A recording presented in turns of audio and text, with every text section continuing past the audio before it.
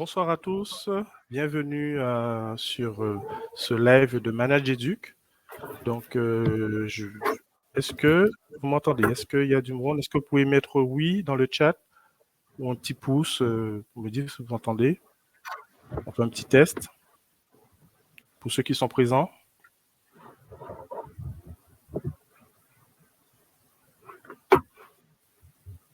Peut-être qu'on ne m'entend pas, je ne vois pas. Oui dans le chat, ok, merci Jean-Luc. Voilà, parfait. Bonsoir, oui. Myriel, merci. Sandrine, super, tout est ok. Voilà, on t'entend très bien, donc merci beaucoup. Donc, bonsoir à tous, bienvenue sur le live de Manageduc pour ce soir. Donc, il va y avoir du sport, voilà, donc avec Fabien Buffet. Donc, je me présente, hein, Jean-Luc Ellis, principal adjoint du collège Louis Weiss dans l'Essonne. Et puis, je vais laisser Fabien, dans l'académie de Versailles, je précise. Je vais laisser Fabien se présenter. Bonjour à tous, donc effectivement moi c'est Fabien Buffet, je suis responsable des opérations France d'une association qui s'appelle Play International, qui a un agrément du ministère de l'Éducation et qui travaille justement autour de la pédagogie par le sport, la pédagogie en mouvement. Et je serais ravi de vous en dire plus ensuite. Merci beaucoup Fabien, donc c'est bien, hein, vous voyez on a une association, on a des cadres. Donc voilà, donc ça va être ça l'objectif de cet atelier, de montrer qu'on peut travailler en partenariat. Et Manageduc, c'est vraiment une communauté qui est composée de personnel d'encadrement et aussi de chercheurs qui s'associent pour trouver des outils concrets pour agir et pour réfléchir sur notre posture de cadre. Et grâce à Manageduc, on peut trouver aussi sur le site des interventions, des outils pour nous en tant que cadre. Et voilà. Et ce type de live permet aussi d'avoir cette réflexion pour que nous puissions tout mettre en œuvre pour la réussite de nos élèves. Donc, aujourd'hui, l'atelier, c'est la problématique de l'atelier, c'est alors comment intégrer l'adhésion du label Génération 2024 dans notre pilotage pédagogique. Donc voilà, donc ça c'est un élément important. Donc on parle de Génération 2024, donc on est dans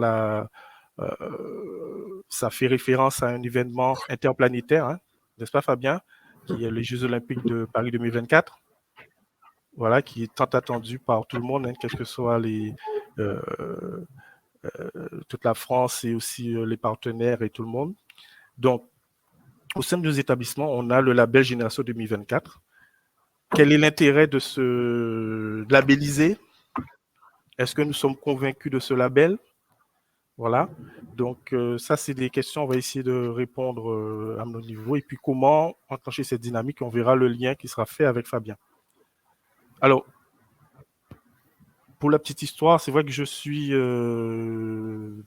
principal adjoint de collège, mais avant, j'avais un fort passé dans tout ce qui est le milieu associatif. J'étais président d'une association UCEP pendant 10 ans, voilà, à Saint-Martin-Saint-Barthélemy. Et j'ai été aussi conseiller pédagogique EPS, donc voilà, donc j'ai beaucoup travaillé sur la formation des professeurs du premier degré en EPS, et en lien aussi avec l'UCEP, donc j'avais les deux casquettes, hein, un petit peu comme là ce soir on a avec Fabien, donc j'étais aussi dans le milieu associatif et aussi dans le milieu d'éducation nationale. Et Génération 2024, tout ce qui est Paris 2024, j'ai toujours mis ça au centre depuis qu'on a su que Paris allait demander à avoir ces jeux. Donc, il était vraiment important pour moi, en tant qu'éducateur aussi, de pouvoir sensibiliser nos jeunes par rapport à ces valeurs, les valeurs olympiques et les valeurs paralympiques. Et c'est vrai, tout naturellement, en arrivant dans mon collège, le principal me dit, bon voilà, monsieur Ellis, il faudra mettre en place le label Génération 2024. Comment faire? Effectivement, j'en parle avec les enseignants, je m'approche d'eux. On se voit en conseil d'enseignement et là, les enseignants me disent, quel est l'intérêt de mettre en place ce label? Surtout face à une équipe d'EPS très investie, une équipe très dynamique déjà, avec une AS dynamique. C'était pas évident de leur porter une réponse parce que je ne voyais pas beaucoup plus loin. Alors que nous, en tant que pilote, on doit pouvoir donner la direction, on doit pouvoir conduire les équipes vers un but. J'aurais simplement dit que on va s'appuyer sur l'existant et je pense que ça, c'est quelque chose de très important quand on est pilote. C'est vraiment s'appuyer sur ce qui se fait déjà, valoriser ce qui se fait déjà. Pour pouvoir vraiment amener les équipes vers quelque chose d'autre, vers d'autres opportunités pédagogiques et éducatives. Donc, c'est ce qui s'est passé. Ils m'ont dit, d'accord, on vous suit et on va voir ce que ça va donner. Et c'est vrai, c'est ce que je voulais partager avec vous. C'est ce qui est vraiment très important de valoriser l'existant parce qu'on avait déjà des professeurs déjà engagés, investis, et on avait une AS dynamique et on s'est appuyé dessus. On a le label comprend plusieurs étapes. Hein. Donc, il y a 4 objectifs. Participer aux événements promotionnels, olympiques et paralympiques. Donc, on a mis en place un comité de pilotage. Alors, j'aime beaucoup le comité de pilotage, hein, où on fait participer les enseignants à la réflexion, intelligence collective. Ça, c'est très important.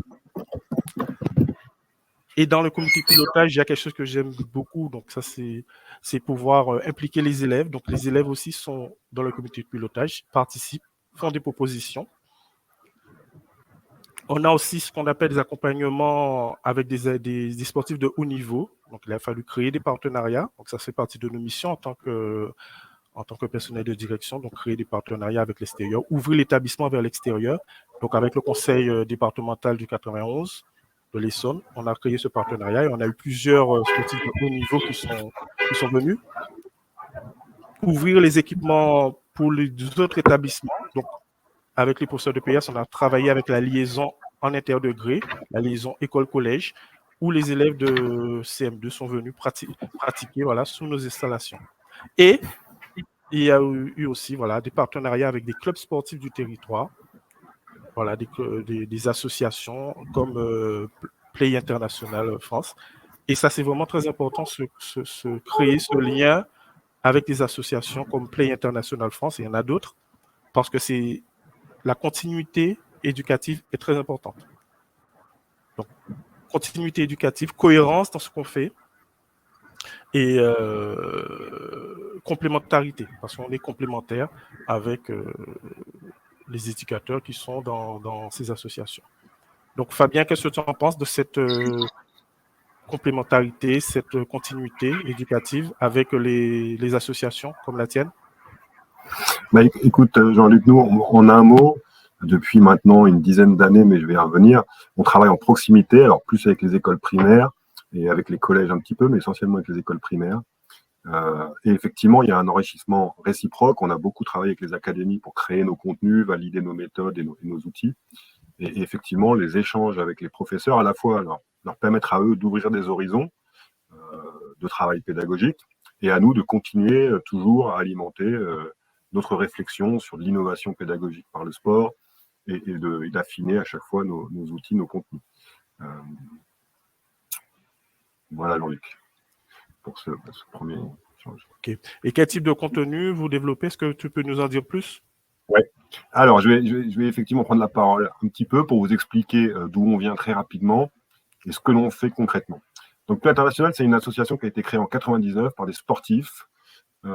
Et pendant, on va dire, une petite dizaine d'années, ça a été surtout l'idée de dire que le sport était un levier pour la reconstruction, pour le développement. On intervenait beaucoup après des crises en Afghanistan pour remettre les citoyens à la pratique sportive, mais aussi en particulier les femmes. En Haïti, après une énième, malheureusement, catastrophe naturelle en Haïti, etc. Et puis petit à petit, dans ces pays, on s'est aperçu que faire de l'inclusion par le sport, faire de la réconciliation, c'était très puissant. Et finalement, petit à petit, on a commencé à se spécialiser sur la transmission de messages et finalement sur ce qu'on appelle la pédagogie en mouvement. Donc, dans ces pays où on est encore, le Sénégal, les Comores, le Kosovo et le Burundi, on participe à notre humble, bien sûr, mesure à la structuration du système éducatif. En France, évidemment, le système éducatif est très bien structuré. Et donc, la valeur ajoutée qu'on veut apporter, effectivement, c'est la pédagogie en mouvement, et j'y reviendrai, et c'est la création d'approches territoriales multi-acteurs autour de l'école, avec le périscolaire, avec pourquoi pas des clubs sportifs, avec des associations socio-éducatives ou thématiques. Voilà ce qu'on essaye de porter. On a l'agrément du MEN pour travailler effectivement là-dessus. Et on a des domaines d'expertise qui se sont créés depuis, voilà, en France, le tournant, c'est 2010, on va dire, où on a vraiment créé une méthode qui s'appelle la pédagogie. Et depuis, on a développé tout un tas de kits, hein, on continue à innover, on a un laboratoire qui continue à innover sur des thématiques, on travaille actuellement sur le rôle du sport dans l'autisme, on travaille sur l'insertion professionnelle, on travaille pour développer des contenus pour aider à apprendre à compter, lire et écrire. Donc on est toujours dans cette recherche d'alimenter le système éducatif avec de nouveaux outils basés sur le sport. Là, je fais une petite... donc, nos domaines d'expertise, pardon. On travaille sur l'inclusion, le vivre ensemble, la santé, dont le bien-être psychologique, la question de l'utilisation des écrans aussi beaucoup. Et on travaille aussi beaucoup avec l'aide sociale à l'enfance, donc là, sur des thématiques très pointues, de maîtrise des émotions, d'estime de soi, et derrière tout le cycle de la violence qu'on peut décomposer, faire comprendre aux enfants et travailler là-dessus. Avec Paris 2024, donc on est partenaire depuis 2017, alors qu'ils étaient encore candidats, pas encore officiellement élus. Ils nous avaient demandé de créer 2 kits pour promouvoir les valeurs olympiques et les valeurs paralympiques auprès des enfants. Et donc, on forme des professeurs depuis cette époque de primaire et de collège pour qu'ils utilisent ces kits. Voilà. Mais à l'approche des Jeux, depuis 2 ans, on a travaillé sur l'héritage. Et donc, on a développé des modèles un peu spécifiques pour impliquer les écoles, les clubs sportifs sur des territoires, sur des problématiques spécifiques. Et là aussi, j'y reviendrai. On travaille en parallèle avec Paris 2024 sur les 30 minutes APQ, ça vous concerne un peu moins, c'est pour les écoles primaires.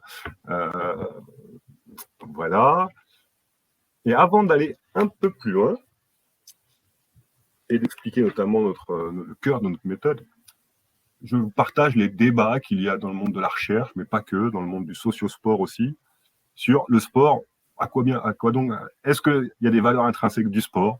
Bon, certains chercheurs disent non. Si vous mettez un ballon et 22 enfants autour du ballon, tout seul, ça risque plus de finir en pugilat que de les faire progresser sur certains sujets. Donc voilà, certains chercheurs sont très radicaux. Après, il y a tous les acteurs historiques du sociosport, les fédérations, dont l'UCEP, dont l'UFOLEP, et on pourra en citer d'autres, qui font de l'éducation par le sport. Qu'est-ce qu'ils font dans l'éducation par le sport? Il y a une posture de l'éducateur qui est clé, c'est-à-dire que le sport, c'est bien, mais la vie collective, le travail ensemble, l'écoute de l'autre, etc., la coopération, c'est les clés de l'éducateur et c'est ça qu'ils transmettent. Et puis à côté, effectivement, ils vont faire des... Tout à fait. Et à côté, ils vont organiser des cercles de parole en faisant venir des intervenants extérieurs pour travailler ou internes, parce que des fois, ils ont développé des expertises assez fortes, pour discuter avec les enfants ou avec leurs parents ou avec des adultes sur des thématiques importantes d'éducation. Et puis ensuite, il y a ce qu'on appelle le socio-sport qui se développe beaucoup, où là, effectivement, eux pensent, et ils ont raison, certains chercheurs les suivent, les chercheurs cherchent, hein, ils cherchent des questions souvent, donc ils cherchent encore, mais c'est passionnant. Et donc le socio-sport, effectivement, la pratique pour des gens éloignés du sport, pour des gens qui sont un peu individualistes, la pratique de sport dans un environnement collectif bien encadré, c'est un levier, effectivement, d'inclusion, de retour vers l'autre, d'émancipation, de développement personnel. Et d'ailleurs, même les sportifs de haut niveau, ou même pas de haut niveau, ceux qui font du trail, du marathon, vous le disent, effectivement, la démarche, le dépassement de soi, etc., c'est ce qu'on appelle la littératie physique. Enfin, ça existe au Canada, c'est un terme pour dire, effectivement, on se met en mouvement, on passe des étapes, on prend confiance en soi, et puis aussi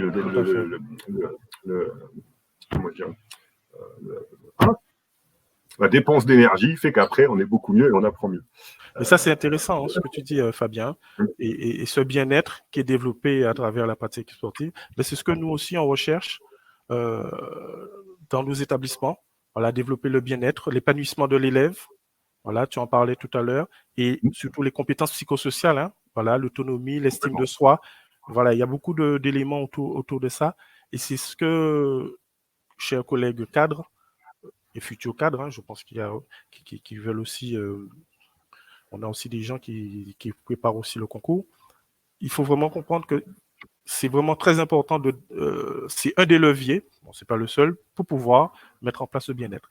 Et effectivement, il y a Marie Pilar qui faisait une remarque, qui disait qu'elle souhaite mettre en place la labellisation et qu'elle se rend compte qu'elle remplit de nombreux critères. Oui, Marie. moi aussi, quand le principal m'a donné le dossier, je me suis dit, bah, l'établissement remplit de nos critères. Il suffit maintenant, après, de passer à l'action, d'accompagner les équipes. Et c'est vrai que ce qui est important, c'est être avec les équipes, les accompagner au début, et vous allez voir qu'après, ils vont entrer dans la dynamique. Quand la dynamique va se mettre en place, eh bien, vous allez voir comment les choses fonctionnent. Je prends un exemple. Hein, moi, au début, il y avait la prof de PS. euh, Quand on a mis en place la semaine olympique et paralympique, on a eu une association hip-hop qui est venue dans l'établissement. Et comme je savais qu'elle avait une sensibilité, et c'est là aussi quand on parle de l'existant, pas seulement l'existant pour les, euh, pour, euh, pour les structures qui sont déjà là. Hein. Par exemple, j'ai parlé de l'existant pour l'AS, pour l'équipe de PS, mais il y a aussi l'existant par rapport à l'individu, au professeur, avec ses envies, ses compétences. Comme je savais qu'elle avait une sensibilité pour tout ce qui est la danse, le breakdance, le hip-hop, tout de suite, je lui ai dit, bah, ce serait intéressant de travailler avec cette association. Un petit peu comme Fabien fait avec les écoles élémentaires et quelques collèges. Ben, tout de suite, on est arrivé à mettre en place un projet d'éducation artistique et culturelle avec un financement DAC. Et je l'ai accompagné. Et c'est ça notre rôle en tant que cadre, c'est d'accompagner les collègues, d'être avec eux. Et Marie-Pilar, c'est ce qu'il faudra faire au début. Et cette année, ben, la collègue a continué dans la même dynamique. Et là, elle a appelé son projet Imaginons 2024. Donc voilà, donc elle est restée dans la dynamique du projet Génération 2024. Et franchement, là, je fais qu'observer, puis elle vient me rendre compte au fur et à mesure du projet. Donc voilà, donc c'est ça quand on accompagne les collègues au début. Après, vous allez voir, ils sont en totale autonomie parce qu'on leur a donné la direction et on leur a donné aussi le cadre. Donc, Fabien, est-ce que tu as vu des projets émerger quand tu as accompagné certains établissements?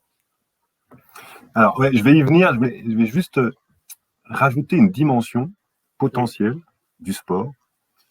Donc, on a parlé du socio-sport, de la littératie physique, donc tout ça, je pense que vous l'avez en tête. Nous, tout ça, nous, on agit dessus, on a tout un tas de contenus coopératifs, inclusifs, qui permettent effectivement de travailler sur cette base-là, tout en étant dans une démarche coopérative. Mais nous, notre croyance fondamentale, qui est plus qu'une croyance maintenant, puisqu'on l'a éprouvée depuis 12 ans, elle part d'un principe simple, c'est quand un enfant joue, tout son système cognitif est ouvert et, qui plus est, il est engagé. Donc, c'est un moment magnifique pour faire passer des messages, pour les faire vivre et pour les faire passer. Donc, nous, au-delà du sociosport avec qui on travaille et qu'on alimente, notre créneau, et ça peut être le créneau des sports, des profs, des professeurs, par exemple, pardon, c'est de dire avec le sport, on peut faire de la pédagogie. Et non pas simplement de l'éducation au sens générique, mais de la pédagogie. C'est-à-dire pédagogie. vraiment traiter des thématiques ou des CPS en profondeur. Et donc, on a développé cette méthode pédagogie. En 2 mots, hein, on installe le jeu. Alors, en général, ça prend 6 mois à créer un kit. Hein, c'est assez long. On travaille avec les experts thématiques d'abord, avec des enseignants. Et simplement, ensuite, on met en place nos petits inputs spécifiques dans un jeu. Donc, les enfants jouent 10 minutes, ils commencent à comprendre le jeu. Et puis, on va rajouter des petits stimuli dans ce jeu qui vont générer des émotions, qui vont générer des situations un peu différentes, qui vont obliger les enfants à réfléchir ensemble sur la meilleure tactique pour gagner, pour avancer, etc. Et donc, toutes ces situations, ces émotions qu'ils vivent, ils ne les vivent pas par hasard. Là, c'est toute l'expertise de nos pédagogues au Sunplay. Tout ça, ça a été prévu. Et à la fin, on fait un petit débat de 10 à 15 minutes pour leur dire, voilà, là, tu as vécu une situation, par exemple, tu étais un peu à l'écart des autres pendant le jeu, on a senti que tu t'es un peu énervé, du coup, tu as un peu mal parlé à ta copine. Qu'est-ce qui s'est passé? Et là, on peut démonter la gestion des émotions, le cycle de la frustration et de la violence, et marquer, j'ai envie de dire, au fer blanc, puisqu'il l'a vécu dans son cerveau, dans son corps, l'enfant, ces messages-là. Voilà, et donc nous, on a tout un tas de kits qui permettent de travailler sur tout un tas de dimensions comme ça, des thématiques, ou alors de faire la même chose, mais pour travailler sur les compétences psychosociales, la communication, la coopération, l'esprit critique, la prise de décision. On a même développé récemment un cardio-brainstorming qui permet de concevoir des projets, de faire de l'arbre à problème en mouvement. Voilà. Et donc, avec cette dimension-là, Nous, ce qu'on peut proposer au collège, en partie dans le cadre du partenariat qu'on a avec Paris 2024, c'est différentes choses. Donc, ça peut effectivement être sur une thématique précise, donc égalité filles-garçons, lutte contre les violences, gestion des émotions, compter, lire, écrire au collège, c'est peut-être un peu tard, mais bon, voilà, et développer ça au sein du collège. Et typiquement, si je prends un exemple, sur la base du kit valeurs paralympiques, pour le coup, à Sarcelles, avec 2 collèges et notre partenaire Citeo qui fait de la médiation dans ces collèges, on va développer le kit valeurs paralympiques, mais d'une façon qui n'est pas juste je déploie le kit, on va sensibiliser. Non. Le professeur de la classe Ulysse et le professeur de PS vont travailler avec les enfants de la classe Ulysse. Ils vont faire le jeu une fois ou deux pour bien le maîtriser. Et après, la classe Ulysse va aller proposer ce jeu aux autres élèves du collège, dans une dimension positive, en ayant préparé un discours sur pour eux les valeurs paralympiques, qu'est-ce que ça signifie et pourquoi, finalement, elle serait utile pour tous les enfants. Et en plus, ce kit de valeurs paralympiques est un kit construit pour permettre l'inclusion en fonction des spécificités de chaque enfant. Et donc, ils vont pouvoir jouer ensemble et recréer du lien et travailler autour des valeurs paralympiques, autour d'un tas de sujets qui peuvent être intéressants. Ça, c'est le premier niveau de base. Le deuxième niveau, c'est effectivement, vous avez déjà une association, vous avez un partenaire sportif. Bon, comment on peut travailler entre le collège et ce club, du foot, du basket, du volley, du hand, je ne sais. Alors, on l'a déjà fait avec la FFF, on le fait en pas mal de petits projets qui se lancent dans le cadre de P24, de dire, voilà, je prends une base de foot, que d'habitude je fais le mercredi après-midi dans le cadre de l'UNSS ou autre, et je vais prendre ces exercices traditionnels de volley, de foot, et je vais y mettre un petit peu de notre pédagogie. Pour qu'effectivement, dans les entraînements, pendant une demi-heure, 3/4 d'heure, on fasse un jeu qui est un jeu de volley, où on s'entraîne à faire des passes, mais en même temps, on intègre toute cette partie où on peut traiter soit une CPS, soit une thématique. Donc là, dans ces cas-là, on prend notre kit thématique et on va travailler avec l'acteur sportif pour dire, voilà, nous, on l'avait fait sur un jeu tradi, relais, tech, etc. C'est quoi tes exercices de volley? Et on travaille ensemble pour mettre ces éléments pédagogiques. Donc les valeurs sont associées aux activités physiques et sportives. Complètement. Super, ça c'est bien ça. Et puis ça permet que ce club derrière, avec ce kit, alors là on parlait de valeurs paralympiques, mais je vous dis, ça peut être égalité filles-garçons, gestion des émotions, qu'on adapte sur une base de volley.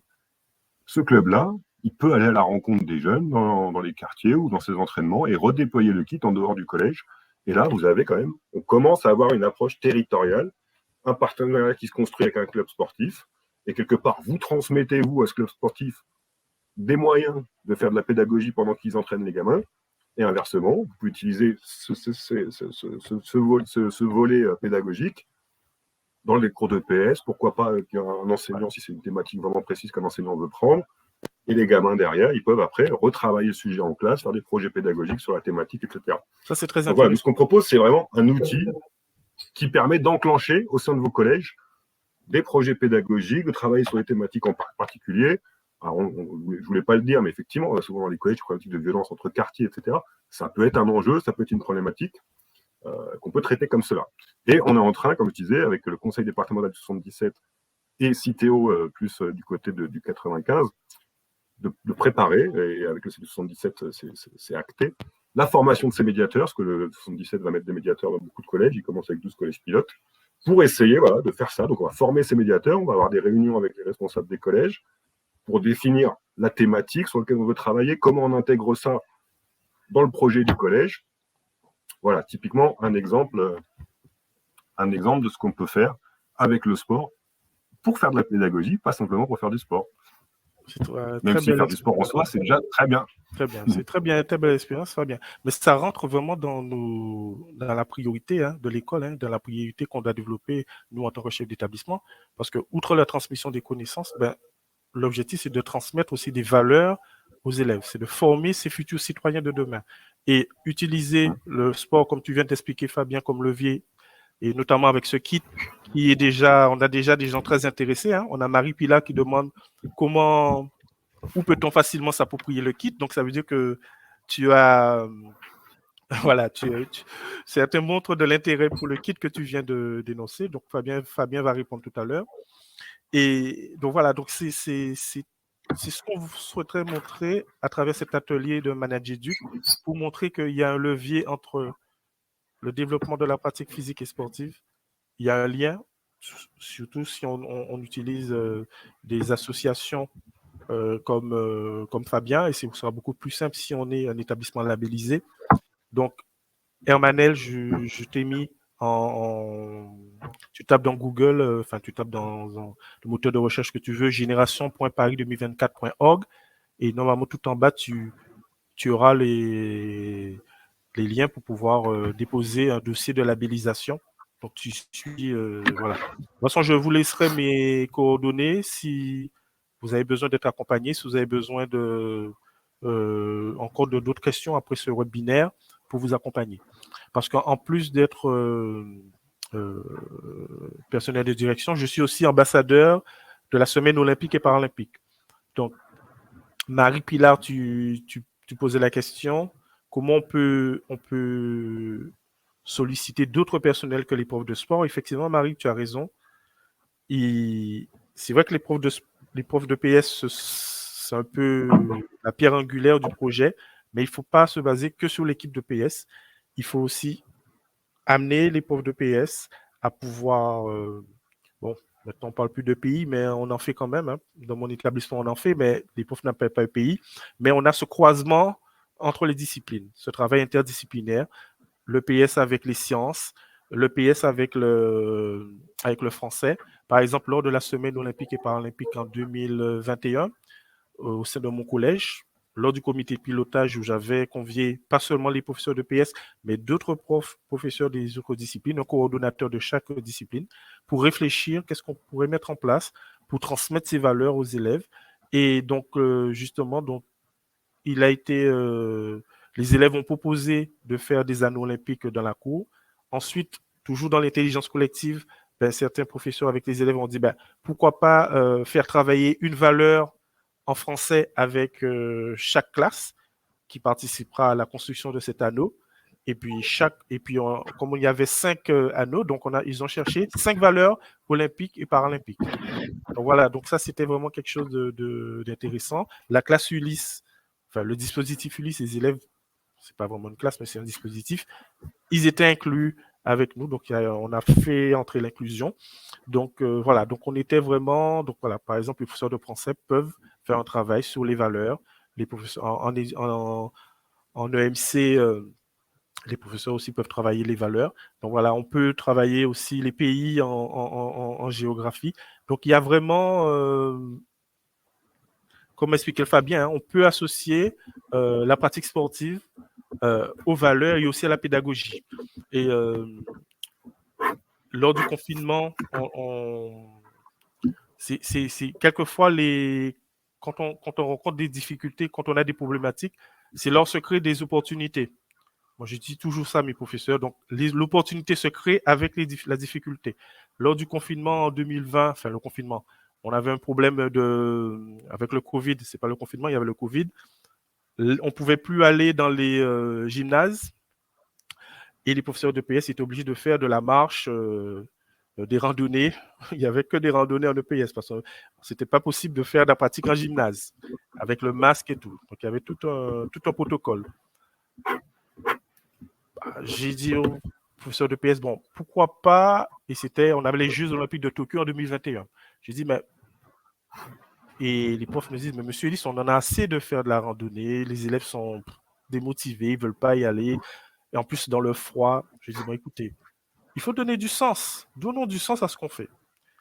Pourquoi ne pas aller de manière virtuelle à Tokyo? Il me dit, mais comment, qu'est-ce que vous... Je dis, bah, chaque fois que vous sortez avec les élèves, vous comptez le nombre de kilomètres réalisés par la classe, vous les additionnez, voilà, on fait un travail d'ensemble. Il y a 9000 kilomètres entre Paris et Tokyo, et ça s'appelle Run to Tokyo, pourquoi pas. Tout de suite, les profs se sont saisis du projet. Ils ont trouvé ça formidable. En mathématiques, les gamins peuvent travailler sur additionner les distances. En géographie, ben, travailler sur Tokyo, sur la culture japonaise. On est allé même beaucoup plus loin. On a contacté le lycée international de Tokyo. Il y a eu un échange entre les élèves du lycée international de Tokyo, qui est dans l'AEFE, et le collège, partage culturel. Donc voilà, donc on a utilisé ce levier qui est la pratique sportive et les gamins, voilà, à l'époque, sont venus me voir, ils m'ont dit, mais les gamins ont envie de marcher. Tout. Même l'élève qui est le plus réticent ben, se dit, je dois faire des kilomètres parce qu'on va à Tokyo, parce qu'il y a un objectif au bout. Donc voilà, donc c'est ce qu'il faut mettre du sens. Fabien, tu es d'accord avec moi par rapport à ça? Complètement, complètement. Donner du sens, avoir un objectif, c'est hyper important. Nous, quand on discute avec des partenaires potentiels, on a essayé un peu de renverser la rampe parce qu'au milieu des années 2010, ça marchait tellement bien qu'on formait tellement de gens, on n'avait pas le temps de faire le suivi derrière. Certains programmes, pas tous, hein, je vous le dis tout de suite, étaient bien financés, donc c'était gratuit. Donc beaucoup de gens venaient s'inscrire, ils nous disaient voilà, je voudrais cette thématique. Et on n'avait pas le temps de discuter de qu'est-ce qu'ils vont en faire derrière, comment ils vont le déployer, comment ils vont l'utiliser. Alors ils nous parlaient quand même de l'objectif thématique, mais sans en savoir plus. Donc oui, c'est hyper important de s'engager avec un objectif pédagogique. Et puis ça ouvre tellement d'opportunités. Ben, quand je vois, moi, une élève de 3e, parce que pour l'oral du brevet des collèges, pour les professeurs qui sont au collège, surtout les adjoints au collège, vous préparez l'oral du brevet. Quand je vois on donne aux élèves une fiche où ils doivent mettre leur projet. Le projet où qui vont débattre à l'oral pendant 5 minutes. Je vois une élève qui me met la semaine olympique et paralympique. Il ne faut pas savoir le bonheur qu'on en se dit, ben voilà, c'est pour ça qu'on fait ce métier. Si l'élève a choisi de lui-même de parler de la semaine olympique et paralympique pour son oral de brevet, de parler de ce projet où il s'est impliqué, qu'est-ce qu'il a mis en place, comment il s'est impliqué et tout, franchement, ça, c'est voilà, voir les élèves utiliser les projets mis en place pour leur parcours à venir, ça, c'est quelque chose de très important. Oui, Clélia, il n'y a pas de souci. En tant qu'ambassadeur de la semaine, même si je n'étais pas nommé ambassadeur de la semaine olympique et paralympique auprès de Paris 2024, je t'aurais quand même accompagné.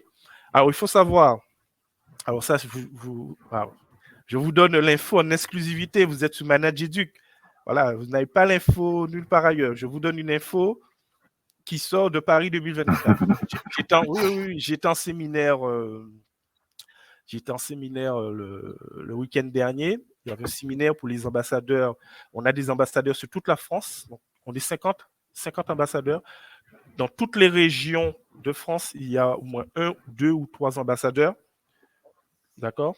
Donc, ils ont fait un maillage. Ils ont recruté un certain nombre d'ambassadeurs de la semaine olympique et paralympique. Notre objectif, c'est de promouvoir cette semaine, c'est d'en parler, c'est d'accompagner les collègues. Donc, Cléa et Hermanel et ne vous inquiétez pas, on prendra à la fin, on prendra vos coordonnées et Marie, et pour que je puisse vous accompagner dessus. Et normalement, pour les billets pour les JO, il y aura des billets réservés pour les établissements scolaires. À peu près environ 400 000. Bon, peut-être le chiffre peut augmenter d'ici 2024. Donc, environ, il y a un certain nombre de billets pour les scolaires. Mais, quels sont, d'après vous, les établissements, collèges, lycées et écoles élémentaires qui seront prioritaires d'après vous? J'attends votre réponse sur le chat. Selon vous, comment ils vont prioriser ces billets? Comment le gouvernement, ils ont 400 000 billets pour les Jeux olympiques et les Jeux paralympiques. Comment ils vont... Vous avez une petite idée ou pas? Bon, ben, je vous donne l'info. Ben, ce sera en priorité les écoles labellisées Génération 2020. Ah non, pas les Reprès Plus. C'est les écoles labellisées Génération... Ben oui, Clélia, tu as trouvé. Ce sont les établissements labellisés Génération 2024 qui seront prioritaires. Alors, ce ne sera pas que ces établissements, mais voilà, un établissement qui s'est labellisé, voilà, c'est celles qui ont le label. Merci Bertrand, tu as trouvé. Muriel aussi, c'est bien, vous êtes un collège olympique, Génération 2024, c'est super. Donc, voilà. Donc, sachez que, voilà, si votre établissement est labellisé, vous serez parmi ceux qui sont prioritaires pour aller voir les Jeux olympiques pour Paris 2024. Je voudrais juste revenir sur la question qui a été... Il a été Si vous posé avez un d'autres peu plus questions, haut sur n'hésitez pas. l'appropriation Si vous des... avez des questions, excuse-moi Fabien, si vous avez des questions pour Fabien par rapport à Fabien a donné des éléments théoriques, des éléments des chercheurs, c'est très important, très intéressant ce qu'il nous a laissé. N'hésitez pas à poser des questions, que ce soit pour moi ou pour Fabien sous le chat, on va répondre au fur et à mesure. Vas-y Fabien. Oui, donc il y a deux questions que j'ai vues qui m'étaient adressées là. Qu'est-ce qu'on peut faire pour les semaines olympiques? Et puis la première, l'appropriation des kits. Ça me permet de refaire une petite précision. Nous, historiquement, depuis 2012 et ce tournant et la création de la méthode-pédagogie, on ne travaille pas avec des profs de sport. On ne travaille pas avec des éducateurs sportifs. On travaille avec des professeurs ou des éducateurs sociaux, socio-éducatifs, des collectivités, des assos. Et pour répondre à la question sur l'appropriation des kits, nos kits pédagogie, j'ai mis notre catalogue de contenu quelque part dans le chat. Sinon, en allant sur le site de Plan International, Académie Guénolé, on va retrouver ça. Un professeur, par expérience, il comprend la pédagogie. Donc, il comprend tous les leviers que nous, on a derrière. Et en général, les thématiques qu'on aborde, alors on a des documents, vous verrez sur ce site, hein, vous pouvez nous demander pour vous inscrire définitivement et tout télécharger, il faut nous faire un petit mail et on vous met dans la base. Mais un professeur, on passe 3 heures avec eux, on leur explique tous les leviers pédagogiques qu'il y a derrière, et ensuite, alors en général, on fait un petit peu quand même d'éléments thématiques, mais avec les documents papier qui réexpliquent la thématique, les messages thématiques qu'on veut faire passer, et ensuite qui expliquent précisément le jeu, ça a toujours fonctionné. C'est-à-dire que les professeurs sont capables de se l'approprier. Avec un éducateur, c'est un peu plus compliqué parce qu'il n'a pas la formation pédagogique derrière. Donc, tous nos leviers pédagogiques qu'on met dans la pédagogie ou dans le travail sur les CPS, il faut qu'il les comprenne. Après, un professeur, animer un groupe de 20, 30 enfants, il sait faire aussi. Alors après, effectivement, il n'est pas toujours à l'aise sur le côté animation d'un jeu sportif. Bon, en général, ce n'est pas un frein. Donc ça, c'est la première partie de la réponse. Sur nos kits pédagogie, en général, on passe 3 heures dans une école et les professeurs s'approprient le kit thématique et sont capables de réutiliser les autres kits thématiques derrière. Premier élément de réponse. Deuxième élément de réponse, le kit valeurs paralympiques, c'est celui-là dont vous parlez. Il n'est pas sur la pédagogie, celui-là, il est vraiment sur l'inclusion. Donc, on a travaillé tout un tas de règles pour mettre des pénalités à tous les enfants, pour générer des égalités, finalement, en fonction des déficiences des autres enfants, et travailler sur la coopération, sur l'inclusion. Donc, on n'est pas dans la pédagogie à proprement parler. Et donc, par contre, pour des éducateurs, des gens qui ne sont pas formés à la pédagogie, des enseignants, on est plutôt sur un format d'1 jour et demi de formation. Et derrière, on va aller avec eux sur le terrain, 2 fois une demi-journée. Si la personne est à l'aise, elle anime son jeu et nous, on va vraiment superviser et lui faire un débrief très précis sur sa posture, sur la façon dont il a introduit les règles, sur l'animation du débat derrière. Soit il est un peu moins à l'aise et on fait l'animation à 2 à ce moment-là. Voilà. Ce qui peut aussi être très intéressant dans un collège, si un prof n'est pas à l'aise avec la partie animation du jeu sportif, c'est de dire le prof de PS anime la partie jeu sportif et le professeur, un peu en recul, regarde les comportements des enfants, etc., pour alimenter le débat derrière et mener peut-être le débat sur la thématique précise. Ça, c'est quelque chose qui fonctionne bien et qui peut permettre de créer du lien aussi avec vos activités sportives et la thématique en classe. Ça marche bien. Voilà, j'espère que j'ai répondu à cette question. Ok. Alors, concernant les billets, je reviens sur les billets. Je vois que il y a des questions. Alors, je n'ai pas d'infos s'ils seront payants, tarif réduit ou gratuité. Bon, c'est vrai, on peut rêver pour la gratuité, mais je pense que ce sera avantageux pour les établissements. Donc, Clélia, ne t'inquiète pas si j'ai beaucoup plus d'infos, je vous transmettrai. De toute façon, je vous donnerai mes coordonnées quand vous allez me contacter. Voilà, on pourra continuer à échanger, faire un petit réseau pour vous accompagner. Alors, Muriel, c'est vrai que c'est dommage que vous ayez abandonné le label. Alors, effectivement, il n'y a pas beaucoup d'accompagnement pour le label. En fait, il faut aller chercher l'accompagnement. Et c'est ça notre rôle en tant que pilote et manager, hein, c'est quand on accompagne nos équipes, c'est de pouvoir aussi créer des partenariats, aller chercher les partenariats. Donc, ça fait partie aussi de notre mission en tant que cadre. Hein. Voilà, des partenaires un petit peu comme Play International, des associations. Et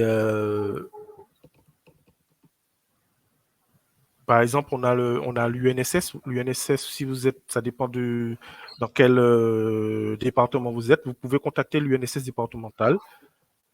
C'est ce que j'ai fait. J'ai décroché mon téléphone, j'ai appelé, j'ai cherché le numéro, voilà, de la directrice de l'UNSS départementale, et j'ai dit voilà, j'aimerais être labellisé. Comment vous pouvez m'accompagner? Voilà, qu'est-ce que vous pouvez mettre en place avec moi? Et tout de suite, elle m'a dit ce qu'elle peut faire, ce qu'elle ne peut pas faire. Et c'est comme ça qu'avec l'UNSS nous a beaucoup accompagnés au début. Voilà, c'est un partenaire incontournable, hein, voilà, cette fédération sportive, pour mettre en place le label. On a aussi les comités départementaux olympiques et sportifs, donc le CEDOS. Bon, ils n'ont pas beaucoup de moyens, mais ils peuvent aussi être présents. Ils peuvent aussi proposer des ressources, notamment pour la classe olympique. Voilà. Donc ça, c'est quelque chose on peut les solliciter aussi. Et voilà. Et c'est quand on développe un maillage au niveau des partenaires, cette alliance éducative, ben, on a des opportunités. Et aujourd'hui, après 3 ans, mes professeurs de PS, ben, ils me disent, mais monsieur Lys, si on n'aurait pas posé cette question au début, qu'est-ce que ça va nous apporter? Ben, on voit vraiment des retombées en étant labellisé, en ayant cette dynamique. Voilà, par exemple, Imaginons 2024, ben, le ministère a invité ma prof de PS avec le projet Imaginons 2024 au Salon européen le Salon européen de l'éducation. C'est ça, le salon, voilà, au Salon d'éducation. Et voilà, donc visibilité pour l'établissement, valorisation pour les élèves, valorisation aussi pour l'enseignante. Voilà, donc on est vraiment dans une dynamique, et tout le monde travaille. La prof d'art plastique aussi est intégrée dans le projet hip-hop. Les professeurs de français sont intégrés dans le projet hip-hop parce que c'est un projet hip-hop, donc de danse, donc c'est en lien avec le breakdance qui sera à Paris 2024. La prof d'art plastique aussi fait un travail avec les élèves sur l'historique. Et les professeurs de français aussi se sont intégrés. Et vous voyez, on a mis en place la dynamique en tant que chef d'établissement et on voit que les collègues commencent à faire le projet. Et c'est eux qui viennent nous dire dans le bureau, ben voilà, il y aura des slams. Je dis, ah, ben c'est super. Voilà, on va faire des slams et on va faire une représentation avec les professeurs de français, les professeurs d'art plastique et de PS. Donc voilà, donc c'est ça quand on donne du sens, on disait avec Fabien, à ce qu'on fait et les collègues s'en emparent et puis la dynamique prend et on a des retombées pour le climat scolaire, pour l'épanouissement de nos élèves, pour leur bien-être, comme expliquait Fabien tout à l'heure, il parlait de bien-être, pour leur engagement, il a parlé aussi d'engagement, Fabien. Donc ça, c'est très important d'engager nos élèves. Donc comme je vous ai dit, les élèves font partie du comité de pilotage, les élèves font partie de la construction, ils ne sont pas seulement consommateurs, mais ils sont acteurs. Par exemple, pour la semaine olympique et paralympique qui aura lieu du 3 au 7 avril 2023, les élèves, c'est sur l'inclusion. Le thème, c'est sur l'inclusion. Voilà, c'est sur le handicap. Eh bien, on aura une classe de valides. Ils vont pratiquer des activités avec une classe d'élèves en situation de handicap parce qu'on a une classe Ulysse. Et ce sera aussi en interdegré. Donc, vous voyez, on construit des choses avec le territoire, avec les écoles autour. Donc voilà, donc ce sont des opportunités, ça permet vraiment de développer des projets. Non, il n'est pas trop tard pour être labellisé. On n'est pas. Les Jeux Olympiques, c'est en 2024, Hermanette. Donc il n'est pas trop tard. Alors les profs de PS n'ont pas souhaité renouveler le label, donc ils continuent quand même. Ok, mais voilà, donc ça n'empêche pas. Hein. Fabien a parlé d'héritage tout à l'heure. C'est ça l'objectif. C'est pas faire le label et puis quand les Jeux olympiques sont passés, c'est terminé, on n'est plus dans la dynamique. Non, il faut continuer. Et c'est très bien, Muriel, que ton équipe continue à faire le label parce que l'objectif, c'est l'intérêt des élèves. C'est pas faire le label pour faire le label, mais c'est que ça doit servir aux élèves.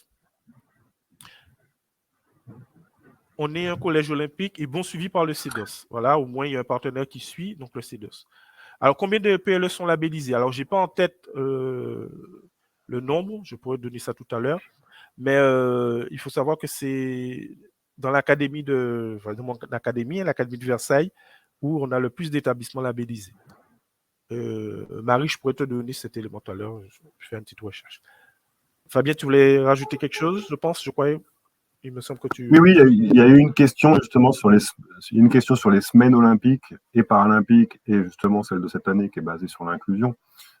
Donc on a parlé tout à l'heure de ce qu'on pouvait faire au sein d'un collège. Et maintenant, on rentre dans le troisième point qu'on avait prévu d'évoquer avec Jean-Luc, l'approche territoriale. Je reprends Sarcelles. À Sarcelles, ils ne font pas que ce qu'on a décrit dans le collège. La ville de Sarcelles a fait de l'année une thématique sur l'inclusion.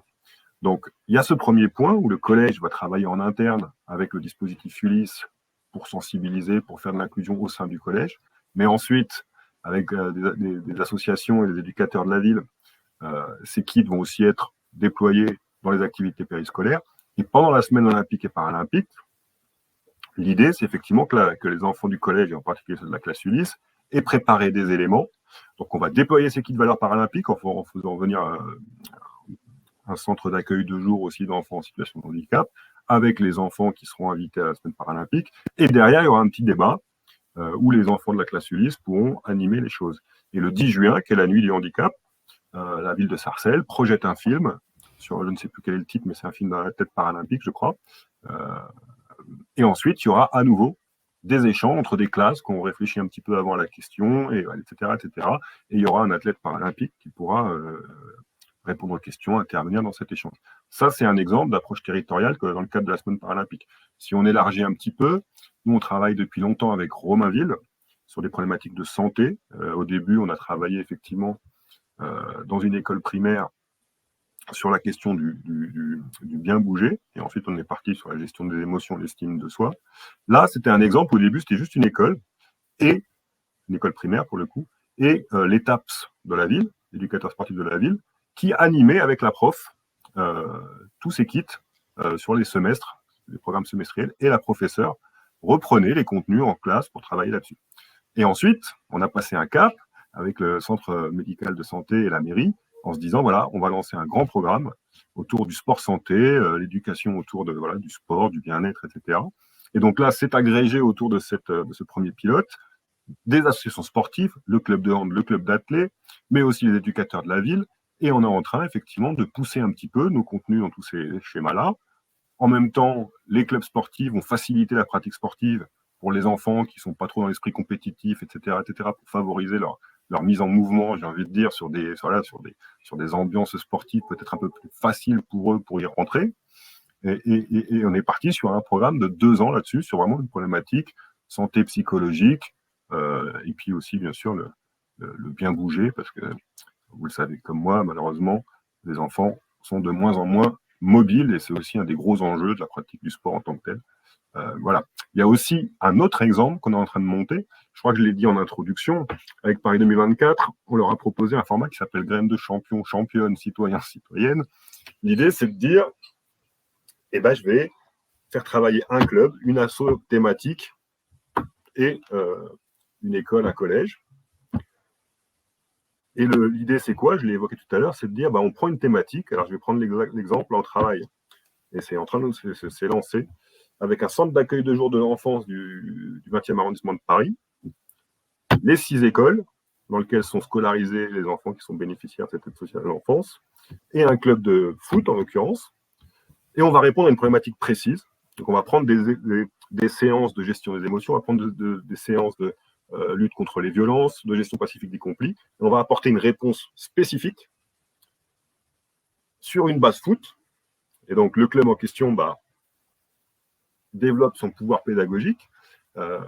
Et l'idée après, c'est que on va déployer ces séances dans les écoles avec les bénéficiaires du SAGE qui seront dans un rôle là aussi positif, un peu le même modèle que je décrivais tout à l'heure pour les dispositifs Ulysse qui mènent la danse dans un projet inclusif et des valeurs paralympiques, pour travailler sur le fait qu'effectivement, tous les enfants vont apprendre tous ces cycles et comprendre leur comportement, comprendre pourquoi des fois ils s'énervent, et vont surtout avoir une approche plus empathique en disant, là, je vois qu'il y a un collègue de mes camarades de classe qui n'est pas bien, je vais aller lui parler, je vais essayer de comprendre s'il a une émotion, s'il a une frustration, voilà, pour apprendre à tout le monde que finalement, pour vivre ensemble et que tous les enfants, tous les camarades soient bien, il y a des approches, c'est pas parce que ce garçon-là, il est méchant, c'est parce que voilà, il a une problématique, il gère mal ses émotions, et du coup, ça engendre dans des cycles, voilà. Donc typiquement, là, on est sur une approche territoriale, sur une problématique très précise, et l'idée, c'est aussi, je trouve pas le mot en français. Ça fait 6 mois que je trouve pas le mot en français. Désolé. Peut-être que l'un de vous pourra me le donner. L'empowerment du prof de sport ou alors du club de sport qui va pouvoir, grâce à ces projets, apprendre à faire de la pédagogie, dans la pratique sportive. Si quelqu'un a le bon mot français pour dire empowerment, je suis preneur. C'est compliqué de... Je surveille le chat. Alors, donc c'est pas trop tard, Emmanuel, pour être labellisé. Voilà, je t'ai répondu. Donc, la labellisation, c'est 3 ans quand tu as le temps. Oui, Marie, pour les collectivités de rattachement, il faut solliciter tous les partenaires. Moi, je tape à toutes les portes. Et après, voilà. Quand on est chef d'établissement, c'est ça, hein, il faut prendre son bateau pèlerin. Et puis, c'est dans l'intérêt de nos élèves. Bon, on va les chercher. Par exemple, je prends un exemple. J'ai reçu un message, c'est un message qui est adressé à tous les chefs d'établissement. C'est la CASDEN, hein, c'est la CASDEN, je crois, qui envoie un message, voilà, qui nous parle de la semaine olympique et paralympique et qui nous dit est-ce que si on peut vous aider, n'hésitez pas à nous contacter. Mais il fallait pas qu'ils se mettent ça. Donc du coup, ben moi ils ont dit ça, moi j'ai écrit et tout de suite, je vais présenter notre projet avec le sport et le handicap pour qui va bientôt arriver. Et bien tout de suite ils m'ont répondu Monsieur Lys, super, votre projet nous intéresse, on va vous contacter bientôt. Voilà. Donc faut pas hésiter à autonomisation. Ok. Donc faut pas hésiter à contacter. Nous dans l'académie. Presque ça. Nous dans l'académie de Versailles. Plutôt dans le département du 91, le département de l'Essonne, on a le conseil départemental, ils ont ce qu'on appelle les ambassadeurs du sport. Donc, il faut intervenir des champions, des sportifs de haut niveau qui viennent parler de leur sport aux élèves, donc le parcours à venir, et qui parlent aussi des valeurs olympiques et paralympiques. Donc, on est ici dans le parcours citoyen. Donc, voilà, on a Pascal Martineau-Lagarde qui est venu dans nos collèges. On a un judoka champion olympique par équipe de judo au jeu de Tokyo avec Teddy Riner qui est venu aussi. Voilà, donc on a beaucoup de personnalités. Donc ça fait une ouverture vers l'extérieur et voilà, il faut sensibiliser les partenaires, voilà, comme Fabien et donc voilà, le pouvoir d'agir. Ah ouais, c'est pas mal le pouvoir d'agir. Merci Muriel. C'est ça. C'est ça. Alors, en général, effectivement, vous donnez les moyens, le pouvoir. Je m'excuse, je vais brancher parce que mon portable est en train de se décharger. Si vous avez d'autres questions, n'hésitez pas. Pour Fabien et moi-même. Je regarde mes petites notes si par hasard il n'y a pas un élément que j'ai oublié de vous partager. Sarcelles, Romain. Voilà, donc voilà, tous les moyens sont bons pour pouvoir aussi, par exemple, on parlait de l'UNSS tout à l'heure, il y a la formation du jeune citoyen à l'UNSS. Donc ça aussi, ça peut être un élément qu'on peut faire intervenir dans le label, hein. Même si on n'est pas labellisé ou on a arrêté le label comme Muriel dans son établissement, ben voilà, il faut continuer. C'est l'héritage, hein. Le label, il n'y aura peut-être pas de label après 2024, mais on continue l'héritage parce qu'on connaît l'importance de cette dynamique sur l'impact du climat scolaire dans notre établissement, sur l'épanouissement de nos élèves, leur bien-être et aussi leur engagement. Donc ça, c'est quelque chose de très, très, très important. Il y avait une question aussi de Marie sur notre positionnement territorial. Oui. On n'a pas de vocation à rester sur la région parisienne. On a eu à une époque beaucoup d'activités autour de Lyon. C'est vrai qu'on est plutôt en général autour des grosses agglomérations, mais rien n'est fermé. Alors il est vrai qu'historiquement, on a des bailleurs qui sont très intéressés par l'Île-de-France parce qu'il y a notamment ceux qui financent nos programmes autour de la politique de la ville parce qu'il y a effectivement une concentration autour de Paris. Paris 2024, il est sur plutôt territoire de jeu, donc 93-75 Marseille, même si on s'autorise bien sûr à aller au-delà. Et tout ce que je vous dis, Valeurs Paralympiques est ouvert sur toute la France. Il n'y a pas de sujet. Après, c'est la part du financement de Play International pour vous aider qui va changer si on est ou pas dans les territoires officiels des sites olympiques, 93, 75 et Marseille.